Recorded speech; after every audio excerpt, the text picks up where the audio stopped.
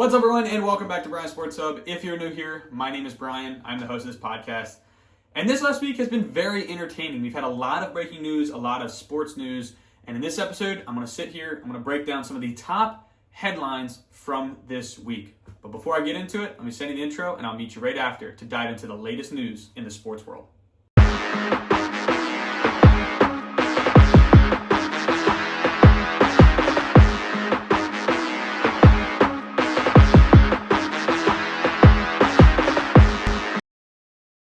Starting off with arguably the hottest news of the week, Luka Doncic is officially a Los Angeles Laker. He did just play his first game last night, 9 days after being traded to LA from the Dallas Mavericks. Now, the trade seemed very lopsided and very questionable. Started a lot of questions. No one really knew why it even occurred. Apparently, Nico Harrison, the general manager of the Dallas Mavericks, didn't reach out to any of the other teams other than one, which was Milwaukee. He tried to reach out to get Giannis Antetokounmpo, but the Bucks said no, we're not trading Luka for Giannis. So Nico Harrison turned his sights towards Anthony Davis and the Lakers. The full trade between the two teams included Luka, Maxi Kleber, and Markieff Morris going to the Los Angeles Lakers, and Anthony Davis, Max Christie, and a 2029 first-round pick going to Dallas. Now, there was a third team to help make the money work in this trade. It was the Utah Jazz, but they got a few second-round picks and a role player from the Los Angeles Lakers. It was a role player guard. But breaking down the trade, it really is full of question marks. There's no reasonable explanation of why the Dallas Mavericks would get rid of their 25-year-old superstar for a 31-year-old injury-prone veteran. There's nothing there. Max Christie's a great asset. He's good. Good ad. Is he Luka caliber? Not even close. Not even close. A 25-year-old reigning All-NBA. He's a 5-time All-NBA. That's what Luka is. And you trade him for a 31-year-old Anthony Davis, a young budding, I wouldn't quite say star, but a young budding player in Max Christie, and then just one first-round pick. Just seemed, it doesn't make sense. I don't know what their aim was to do. Now, Nico, the GM of the Mavericks, did state that the purpose of this trade was to target defense as a position. Luka has not been as effective defensively, but his offense makes up for it. That's number one. Plus, he's a point guard. Point guards, yes, you do need defense, but if you can score a bucket and you can drop 70 points in a game, which he did last year, I don't see an issue with your defense. I'm sorry. So they started looking into deeper things, and some news broke out that the Mavericks, the main reason they moved on from him was not because they were looking for a defensive improvement, but rather because they were scared to pay him a contract, which his contract runs through the 2026 season, so that's about at least 2 years away, year and a half, and they were scared of his physicals. Now, like I said, if a player's dropping 70 a night, 70 points in a game, or he's dropping 30-some points a night, I'm not worried about his physicals. If he can last and drop 30 points, there is no issue of shape. There is no issue of is he ready, is he in game shape. There should be no issue of that. He is second behind Michael Jordan in points per game in the playoffs. He averaged 32 points, 8 assists, and 7 rebounds in the games last year in the playoffs. I don't understand what the thought process was behind this Mavericks deal. There's no improvement for the future. Yes, you get a first-round pick. Congratulations. 1 first-round pick. Rudy Gobert was traded for 4 first-round picks. Mikal Bridges was traded for 5 first-round picks. And was Mikal Bridges traded a few years ago? No, he was traded this past offseason for 5 first-round picks. And he has not lived up to 5 first-round picks. He's never lived up to 5 first-round picks. Yet somehow, Luka, star player, is only traded for 1? You couldn't get 2, 3, maybe a young asset like Dalton Connect, maybe Austin Reeves even. You couldn't get anything but Anthony Davis and Max Christie. That doesn't make any sense. I don't know why he didn't fight harder. And what makes this even worse, because as time goes on, this trade looks even worse and worse and worse for the Mavericks, is that it wasn't LA asking for Luka. It was the Mavericks reaching out to LA asking if they wanted Luka. It was the Mavericks trying to get rid of him. And it just looks so bad. But then, a few days later, Dallas decides to just continue getting rid of their young talent. And they decided to move on from 24-year-old Quentin Grimes. He's a small forward, or at least a forward. And they traded him to the 76ers, Philadelphia 76ers, for a 29-year-old Caleb Martin. Once again, you're trading a young player that's improving year to year, that's getting better, for an older vet that's more of a sidestep currently. It just doesn't make any sense. The Mavericks are making these moves thinking they're winning, but in fact, they're just taking steps back. The one player that carried you to the championship last year, the NBA Finals, you traded away for basically scraps. I'm not saying Anthony Davis is scraps. Anthony Davis is very good. But compared to Luka, Anthony Davis is scraps. If you include age, you include injury history, and you include talent, Anthony Davis is scraps compared to Luka. Max Christie is definitely scraps compared to Luka. A first-round pick is scraps compared to Luka. You're trading away your assets, your young pieces of the future, because you're either too scared to pay the money, you're too scared that he's not fit enough, he doesn't have the physique of an NBA player. It makes no sense. I just don't understand what is going through Nico's mind. I don't get it. I just don't get it at all. And if you don't know, Nico Harrison has a history of botching a lot of big deals. He botched the Steph Curry Nike deal back in 2013 when he accidentally used a slide that was prepared for Kevin Durant, and he accidentally called him Steven and not Stefan or Steph. So he's botched that before. Then he goes on and fails to sign Jalen Brunson. Now, to be fair, no one saw Jalen Brunson popping off to be the point guard he is today.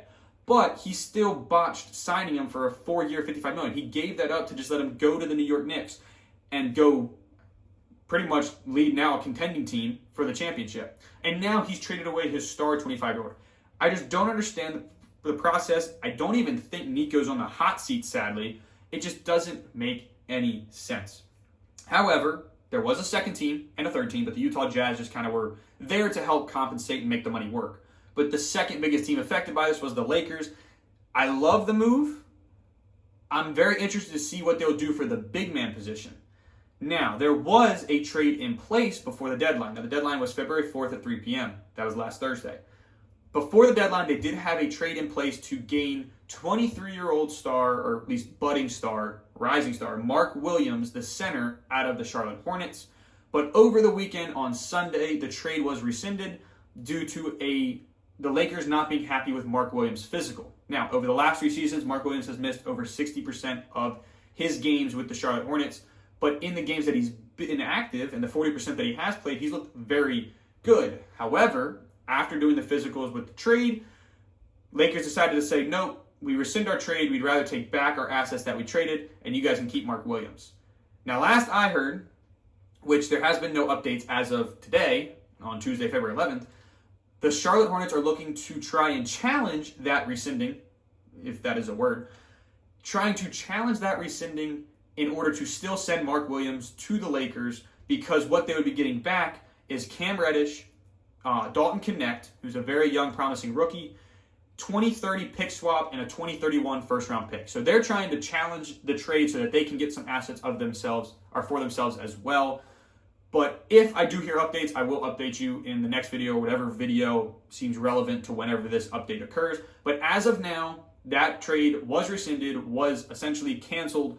And so right now the Lakers stand still with the win, and the Mavericks still stand with the loss, but the Lakers still stand with the win with acquiring Luka, who had a decent debut last night. Now, as crazy as it sounds, Luka was not the only star headlining this trade deadline window.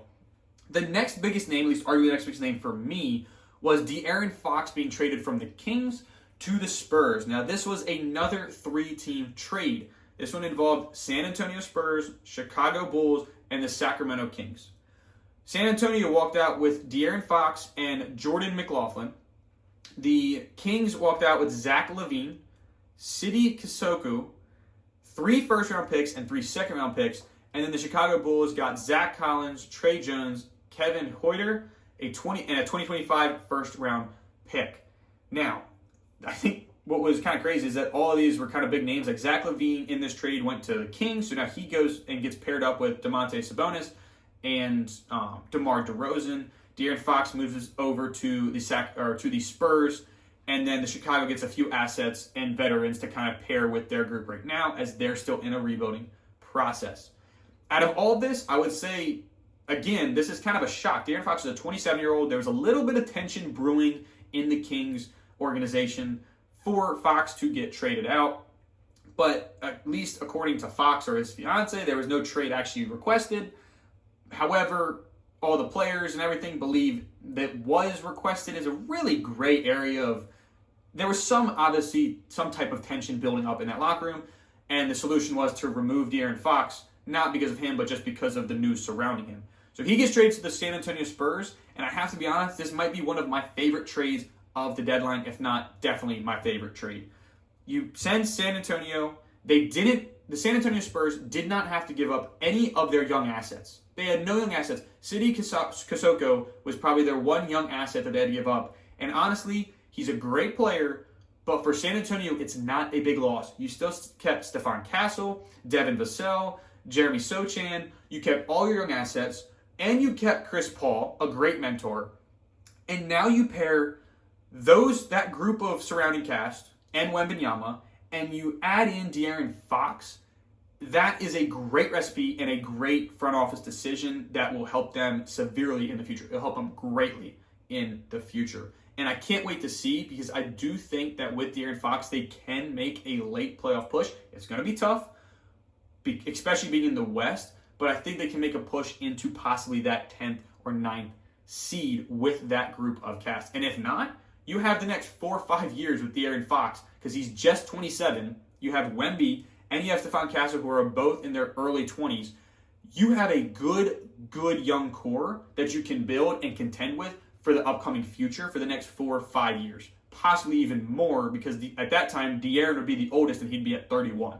So I really like this move for San Antonio. I think it was arguably the best move of the deadline, and I just really love it. I don't really see an issue with San Antonio. As for the Kings, they replace De'Aaron Fox, and they add in Zach LaVine, another good, underrated shooting guard.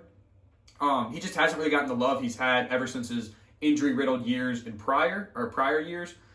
But he's still very serviceable, very good. I mean, he's having a great season this year. And now you add him in with DeMar DeRozan, Domantas Sabonis, Malik Monk, and it's looking great. And I think the Kings can also make another push for the playoffs as well, or continue their push for the playoffs.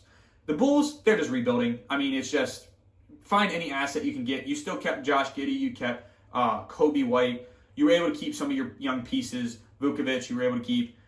Now it's just try and rebuild, try and find your path to a better future is kind of where they're at right now. But it's good. They got a few first-round picks and ended up making out decently well in this trade. Moving on to now the next big, all these are big trades. I have 3 more that I got to talk about, and all of them are big names that were traded. This one was one that was very highly anticipated and waited for. Warriors finally did bring in a third star or second star to pair with Steph Curry and Draymond Green in Jimmy Butler. Yes, the Miami Heat saga is over after Jimmy Butler and the Heat, which felt like forever, were arguing about whether he would stay, whether he wouldn't, whether he was suspended, whether he wasn't suspended, and all this other crap that was going around. It was a bunch of stuff that was just craziness. And finally, the day before the deadline, Jimmy Butler was traded to the Warriors. Butler was with 2 rounds. I'm just going to break down some of the trade assets that had gone around. Butler, along with 2 second-round picks and cash considerations, was shipped to the Bay Area. And then it was a 5-team deal. So this is why it's a little heavy. I'm not going to break down all 5 teams. It's a lot to take in. But just to know some of the big names, it was involving the Warriors, the Miami Heat, the Utah Jazz, the Detroit Pistons, and the Toronto Raptors. The biggest name out of all of them that was moved was Jimmy Butler, and he was moved to the Warriors, like I said, with 2 second-round picks and cash considerations. I did not really want to go too much into detail to bore you guys with the other 4 teams' assets that they acquired, but it was a huge 5-team deal. I don't think I've ever seen a 5-team deal. At least I don't remember one for a while, but it was a huge trade move. I mean, it was just everyone was moving everywhere. But I do think that this was a good move for the Warriors. They wanted to pair Curry with a second star, someone that could take a little bit of the scoring pressure and the pressure off of Curry himself. And I do think Jimmy Butler's a great add. He's great in the playoffs. He has a decent injury history. It's not too bad. He's doing really well. He's obviously coming towards his end. He's 35, 36 years old. He's getting to the end of his career, but I think he's still there and still able to carry a team to a win. Let's say if Curry is off or maybe Curry gets injured for a little while, Jimmy Butler can still be there and keep the Warriors afloat. And I think it's just a great pairing. He has played a few games now with the Warriors and it's looked great. Just the other day against the Bulls, they both combined, Curry and Butler, combined for 59 points. And they've looked good. They've looked great. And I do think it will continue on in the playoffs, and it will help the Warriors push for another playoff spot or continue their push for a playoff spot. The next big name to talk about, not going to go too deep into this, but it is a big name that was shifted, was Brandon Ingram from the New Orleans Pelicans to the Toronto Raptors. The Toronto Raptors got Brandon Ingram. The New Orleans Pelicans got Bruce Brown, Kelly Olynyk, 1 first-round pick, and 1 second-round pick. I like this trade. The Raptors are kind of trying to get out of the rebuild. They have some young pieces in RJ Barrett, Scotty Barnes, Manuel Quickley, Grady Dick. They have some very good young pieces, and now they can add in Brandon Ingram to that and just push. They're not really pushing for a playoff spot. Maybe they can reach a play-in. It's going to be tough. But it's a nice piece to add for the future. Brandon Ingram is still young. He's in his late 20s. He's going to be able to stay for a few more years and be in that prime of his career for the next few years. And I think he's a really good add for those Toronto Raptors. Wrapping up the trade deadline talks, all the trade deadline news, I'm going to list this last one. It was a Wizards to Bucks trade. Now, I'm a Wizards fan, so I was pretty excited to hear this trade just because I did want to move on and start this young era of players. We are not good this year. We're 9-43. It's obviously a rebuilding year. It's going to be a rebuilding year for the next few years. I wanted to start moving on from these veteran players. And the Wizards did. They moved on from Kyle Kuzma, sent him to Milwaukee I believe it was a three-team trade. So in this trade, Kyle Kuzma was sent along with Patrick Baldwin Jr. and a pick. I believe it was a second-round pick. I can't remember exactly what it was, but I believe it was a second-round pick to the Milwaukee Bucks for Chris Middleton, A.J. Johnson, and a first-round pick. Or at least a first-round pick swap in 2028. So I do really like this move. I think it's great for the Wizards. They move on from their older talent. Kuzma was kind of getting a little toxic in the room. He was saying way off before the year started, he was like, don't worry, DC. I'll be here with you to help you get through the rebuild. We'll build this back up from the ground. And then all of a sudden, like a month ago, he's like, I don't care about the rebuild. I just want to shoot the ball. And it really created a tension. And once he was traded, the Wizards went on. They've been looking great. They've been looking like they're playing as a team better. They haven't won a lot of games, but they've been playing like a team better. The attitude seems better, and Kuzma seems a little happier in Milwaukee anyway, contending for a championship. But it is just very interesting. I don't really understand the Milwaukee side. You have a Chris Middleton type player because he was traded back to the Wizards. Chris Middleton is older. He's 33. Kuzma's 29. There is an age difference. Maybe you're trying to look for the future, but the issue is that your other two stars are 31 and 34. So it's not like you're going to be getting, it's not like it's a big window. You're going to have, your stars are getting older. Chris Middleton kind of fit that timeline as well. And A.J. Johnson, a young, promising guard, was a great addition to have there for a future asset that could be a rotational piece or even a starter. And when you look at it, I just didn't quite understand that much of a haul for Kyle Kuzma. Because what they did right after was waive Patrick Baldwin. They let him go. So you really just traded Chris Middleton, AJ, and a first-round pick for a second round and Kyle Kuzma.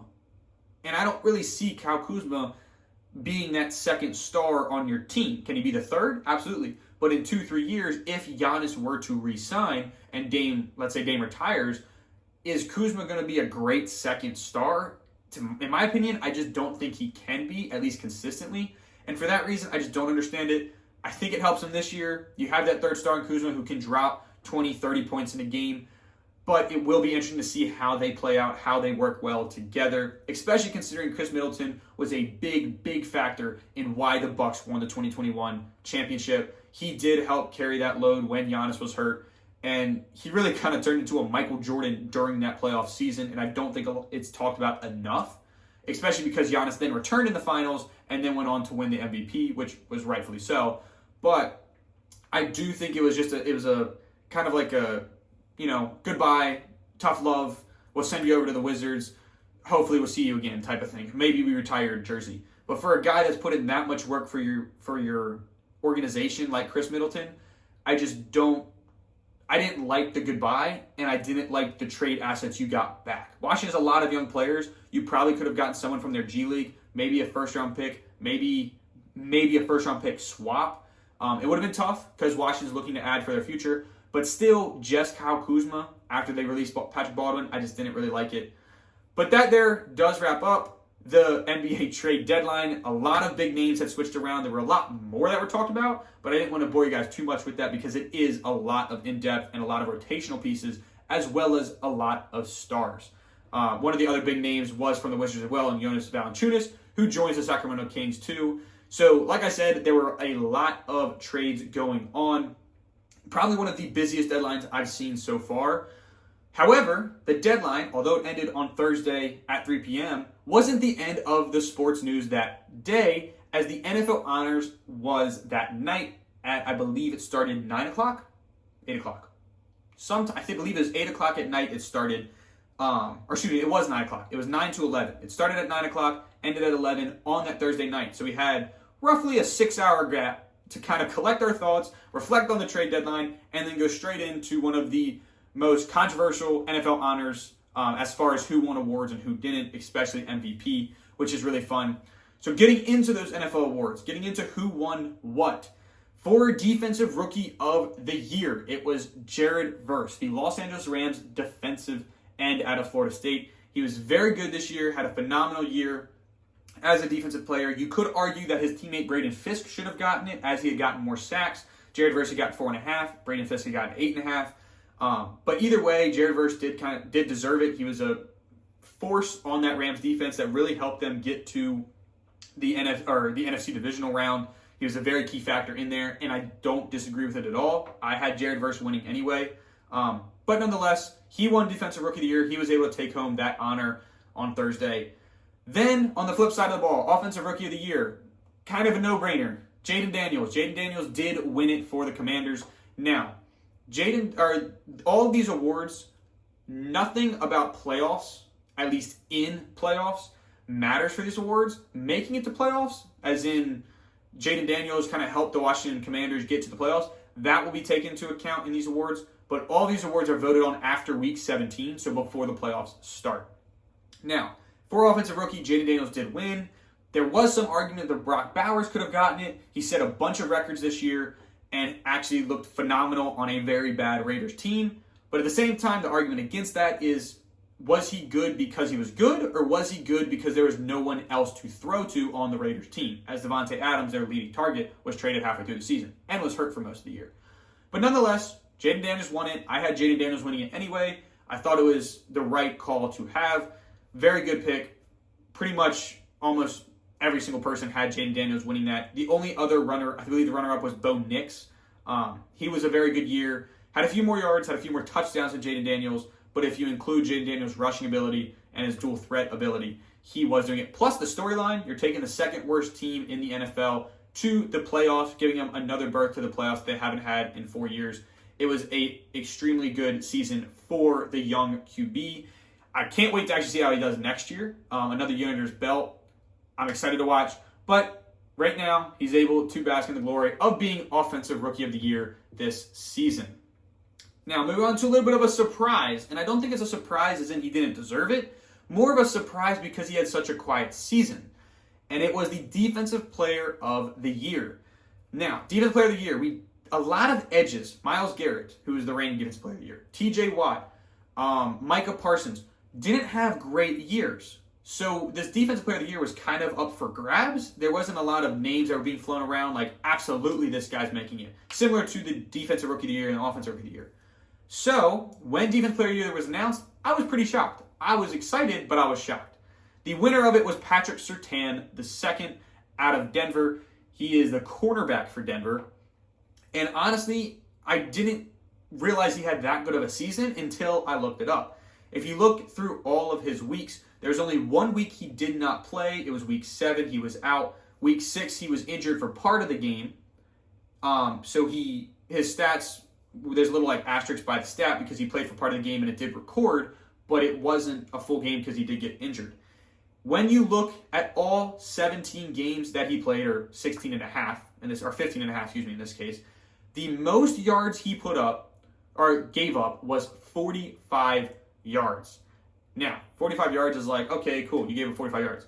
The crazy part for this is Patrick Surtain was the number 1 corner on the Denver Broncos. He gave up 45 yards against the Bengals in Week 17, and in the entire game, or in the entire season, he averaged 57 defensive snaps per game. So in 57 defensive snaps, he gave up no more than 45 yards. Go a little bit deeper, he only gave up more than 25 yards in 3 of those games. He was absolutely shut down, absolutely phenomenal in playing. Overall, he allowed 306 yards in 516 coverage snaps, which is an absolutely astonishing number. And he went against receivers. These aren't just crazy receivers you might find on the street. Oh, it's a backup receiver. Oh, it's an injured receiver. He went up against some of the best receiving rooms in the NFL. He went up against DK Metcalf, Mike Evans, Garrett Wilson, and even Jamar Chase, who won the Triple Crown this year for touchdowns, receptions, and yards. He went up against some crazy competition and still put up stellar numbers as the number 1 cornerback in coverage snaps. So I definitely think it is rightfully deserved, especially with a defensive season that wasn't too dominant because of the offensive talent. I definitely think Patrick Surtain deserves this, and it's really nice to see him at such a young age getting recognized for his talent. Moving on to the Offensive Player of the Year, this one was pretty locked in. It was Saquon Barkley. Not many people had to argue it. Over 2,000 rushing yards, over 2,100 or 2,200 all-purpose yards. I mean, he was just absolutely ridiculous this year for the Eagles in his first season with the Eagles, mind you. Absolutely ridiculous. And he also broke, after the Super Bowl, he broke the all-time record for most rushing yards in a season, including playoffs. He broke 2,500 rushing yards for a season. Absolutely phenomenal year, undisputed Offensive Player of the Year, and I was so happy to see that as well. He definitely deserves the honor and the respect of having that award. Now, should he have won MVP? I think you could definitely argue it. I think he should have gotten at least top 3. I think he was 3rd overall. He should have gotten it if it wasn't a QB award. I mean, there was not many players that were as valuable to their team as Saquon was to the Eagles this year. But nonetheless, sadly, NFL voting doesn't quite work like that. MVP is going to favor QBs a lot more than running backs. But he did get Offensive Player of the Year, so he was able to walk out of this award ceremony with an award. Moving on to Comeback Player of the Year. This one kind of shocked me, but then I had to think about it a little bit, and I was like, okay, it makes sense. Joe Burrow, Cincinnati Bengals QB, ended up winning it. He returned from a broken wrist that took him out 8 games last year. He was out by week 9 and ended up leading all QBs in passing yards and passing touchdowns with 43 touchdowns and then 4,900 passing yards. And he almost led the Cincinnati Bengals to the playoffs, even with their awfully bad defense. Yes, their defense had the leading sack leader in Trey Hendrickson, or the league's sack leader in Trey Hendrickson, but still, that defense was absolutely awful. There were games where the Bengals put up 35-plus points and still lost the game because their defense was giving up a touchdown in about 5 seconds. I mean, it was absolutely awful, and he almost did lead them. If he did lead them to the playoffs, he may have gotten MVP, but with that bad record, 9-8, not making the playoffs, he just couldn't hold his weight even with his numbers. So sadly, he didn't get that, but he did walk out with Comeback Player of the Year. Moving on to Coach of the Year. I was really happy to see this one. A lot of people thought it was going to be Dan Quinn. Some people thought it was going to be possibly Nick Sirianni. I think John Harbaugh was up there at one point with it. But it was Kevin O'Connell. Minnesota Vikings head coach Kevin O'Connell ended up winning Coach of the Year. He rejuvenated Darnold's career. Sam Darnold was floating in the water, basically, practically dead with his career. Had a few bright spots on the 49ers and the Carolina Panthers, but Kevin O'Connell and the Vikings took a shot on Sam Darnold this year, ended up bringing him close to MVP arguments. I mean, he was arguably an MVP for 12 weeks of the season. Then he kind of cooled down a little bit at the end. But nonetheless, Kevin O'Connell rejuvenated Sam Darnold's career, was able to lead the Vikings to a 14-3 record, which even though they're the 5th seed, it was like the 3rd best in the NFC behind only the Lions and the Eagles. And he really just did a great job with the Minnesota Vikings this year. And I think it was a right choice. I think he should be Coach of the Year over Detroit Lions. Yes, Detroit Lions still got the number 1 seed, but I do think it was the right choice to give it to Kevin O'Connell. I really like what he was able to do with the turn at QB, with the unexpected injury to their rookie starter. That was who was supposed to be, J.J. McCarthy. They thought he was going to be starting, but then he got injured, and everything else that went along with it, some changes to the defense. I think that is the right choice, and I really do appreciate the choice, and I really like the choice that they made. Moving on to the Walter Payton Man of the Year, not much to say about it, but it's just nice to acknowledge. I always love acknowledging this award just because of the meaning behind it. If you don't know, Walter Payton Man of the Year is essentially the NFL player that gives back the most to the community for really nothing. It's not like they're trying to win the award. You have to be nominated by your team or by your organization, and each team gets one nomination. And so this year, the Jacksonville Jaguars nominated defensive end Eric Armstead, and he ended up winning the award. It was a beautiful video tribute ceremony for him. Other Walter Payton Man of the Year winners, such as J.J. Watt, would walk on stage. They'd congratulate him, give him the trophy, and he would share a little bit about his story and why he helps, who he helps, and just all around why he gives back. And it was really beautiful to see, and just a great way. They always close out the show with it, the award ceremony, and so it was a great way just to close out that ceremony on Thursday night. Now, going to it's the last award that I'm going to mention because it was the last award given, but it's also the most controversial one, was Most Valuable Player, MVP of the NFL. And to some people's disbelief, Josh Allen did end up winning this award.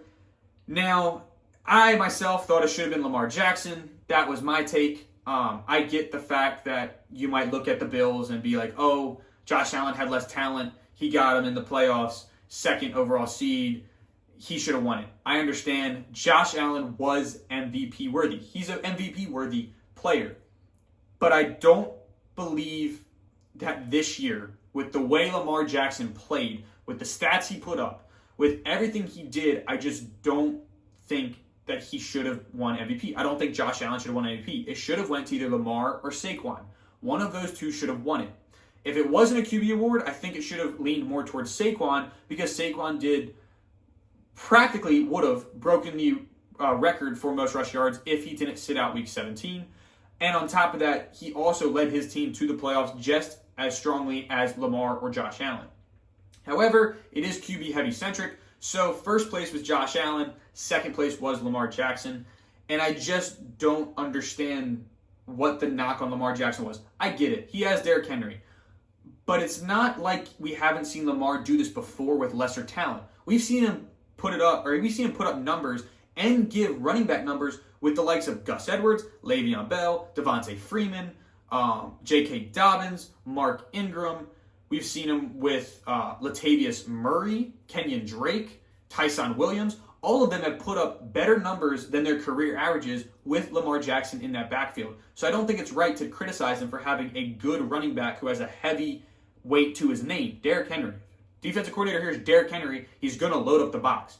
And so for him to load up that box and Lamar still get his numbers, and Derrick Henry get his numbers with nearly 2,000 yards, I just don't see why you would knock it on Lamar. Lamar's also the first player ever to have 4,000 plus passing yards and 800 plus rushing yards in a season. He ended with 4,100 yards passing and 915 yards rushing.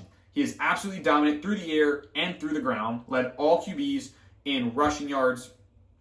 He led the entire NFL in average passing yards per pass, or average yards per pass, and average rushing yards per attempt.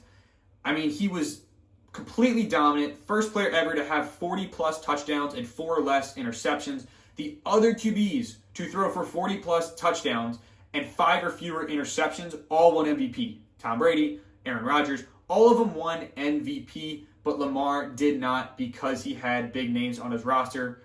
let's not forget Aaron Rodgers and Tom Brady have both won MVPs with big names on their rosters. Think of Randy Moss. Think of Jordy Nelson. Think of James Jones. Think of Eddie Lacy. Think of Julian Edelman, Rob Gronkowski. There have been big names on multiple MVP rosters, so I'm just curious in why that happens. Whatever the case was, Lamar did not win MVP. He also finished the year with the 4th best passer rating ever in the history of the NFL, with 119.6. He also had 10 or more games where his passer rating was above a 110, which is the most ever in NFL history. Nonetheless, he did not win. I hate to say that Josh Allen shouldn't have won it because he is a MVP worthy, like I said. It's just, I don't like the reasoning behind why these voters gave it to Josh Allen. If you look back at all the people that voted, Mina Kimes, Tom Brady, now I'm forgetting some of the names that have gone out here. All the Kay Adams, all of the names that mattered, Mike Tirico, all of them voted Lamar Jackson. The people that voted for Josh Allen, and by names that matter, I just mean bigger names in the business. These are people that you would hear either from playing football or on talk shows or have been on NFL Network talk shows, all chose Lamar as the MVP for number 1. Those that chose Josh Allen usually were lesser names that you might not have heard of. Vote still counts the same. It's 50 voters, so it still counts the same. But it was just interesting seeing that some of these people that have played the game or that would be regarded as some of the more well-known people that know this game in and out voted Lamar. And then you see that a quarterback like Jim Miller voted Lamar 4th on the MVP ballot. It just really makes you question how valuable is his pick. I just don't understand it. I don't know why you put Lamar 4th after the season he had and he put Josh Allen 1st. I don't understand it. I don't want to get into it too much, but it just puts in a lot of question. Sadly, it is what it is, and I'm happy for Josh Allen. I think he does deserve an MVP, but I don't think he should have been given it based on the fact that Lamar already has 2 and he has none. So that is all I'll say on that. It was a great awards ceremony. Josh Allen had a wonderful speech. He was there with his girlfriend, his fiance, Haley Steinfeld. It was a beautiful ceremony, beautiful award ceremony as well. And I was happy for him. I was extremely happy for him to have it. But that was the NFL awards. It was a long show. It was 2 hours long, so there was a lot to cover. But our week wasn't done after that. There was still one more big event that would occur, and that was the NFL Super Bowl. It was the Super Bowl.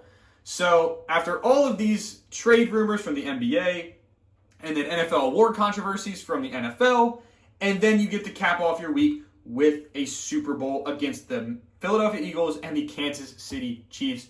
No better way to do it. It was a lot of fun to watch, especially for me, because I wanted to see the Chiefs lose. I did not want to see a three-peat. I wanted to see Saquon get his trophy. I wanted to see him get the Super Bowl MVP or the Super Bowl championship.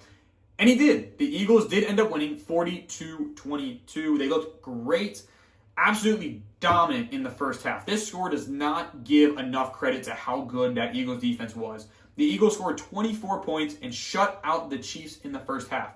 For reference, the Chiefs, with their offense, with a great offense, only had 13 total offensive yards in the first half. 13. 0 scores, 13 offensive yards, and 2 interceptions in that first half. It was not pretty. It was not good. And that Eagles defense was absolutely suffocating that Chiefs offense. But they looked great. Jalen Hurts looked great. The offense was a little slow for the Eagles. It was a little slow, but that defense came out jumping, running. They were covering everything. Cooper DeJean had a pick 6. Zach Bond had a pick in the red zone of the Chiefs.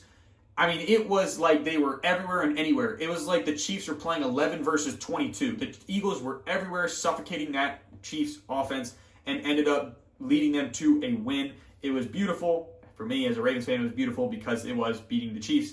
But nonetheless, Jalen Hurts ended up with the Super Bowl MVP. He finished the game 17 of 22, so 17 passes completed of 22 passes attempted, 221 passing yards and 2 passing touchdowns and 1 interception. And he also, on top of that, added on 73 rushing yards on 11 carries with 1 rushing touchdown. So he totaled nearly 300 yards, had 3 total touchdowns, and had only 1 turnover, which led him to getting the Super Bowl MVP. Chiefs, on the other hand, they did come back, as the score shows. They came back, scored 22 points in the second half. And Mahomes did end up with a pretty good stat line at the end. 21 of 32, 257 yards, 3 touchdowns, 2 interceptions. But I think the biggest story of the night was just the Eagles' defensive line. The Eagles were able to pressure Mahomes and make him move out of the pocket, which is the only way we've seen Mahomes lose in these big games. Look back on the 2021 Super Bowl against the Tampa Bay Buccaneers. The way the Bucs were able to get it was that their defense was putting pressure on Mahomes and making him move outside of the pocket. The Eagles were able to capitalize on that. Josh Sweat being a big force in that, getting 2.5 sacks on there. And just being able to force Mahomes to throw interceptions, force Mahomes to lose a fumble. He was strip sacked on one of them. Force Mahomes to make decisions quicker in awkward positions, whether he's on the run, whether he's trying to evade pressure, whether he's trying not to get sacked. It was really, really smart game plan by Vic Fangio to make this Chiefs offense unbalanced and off their heels, get them moving around. It was really good. Like I said, Cooper DeJean had that 38-yard pick six. Zach Bond had his interception, and I believe Williams, one of the Eagles' defensive tackles, had a strip sack as well. It was really good, really fun to watch. I do think, though, one name that should be looked at, that should get a lot of praise from the Chiefs, is Xavier Worthy, the rookie wide receiver. Although he had a very quiet first half, in that second half, he ended up getting 8 receptions for 157 yards and 2 touchdowns. Had an absolutely stellar game. Sadly, they still did lose. Sadly to some. But he still did lose. Worthy should absolutely get some credit for that. But at the end of the night, it was the Eagles that became victorious and won the Super Bowl. Was it a lot of happy fans? I don't know. Not many people like the Eagles. I don't really understand why. Sometimes their fans, I guess to some others, can be annoying. But to me, it's just spirit. It's just pride in your team. It was exciting for me to not see the Chiefs get a three-peat. So with that, that is all for this episode. Long episode. Definitely recapping. There's a lot of sports news to talk about this week. And I can't wait to see what's on next. Obviously, the trade deadline is done. The All-Star Week is starting up for the NBA, so it's going to be fun to watch there. But the NFL season is over, which means draft season is beginning.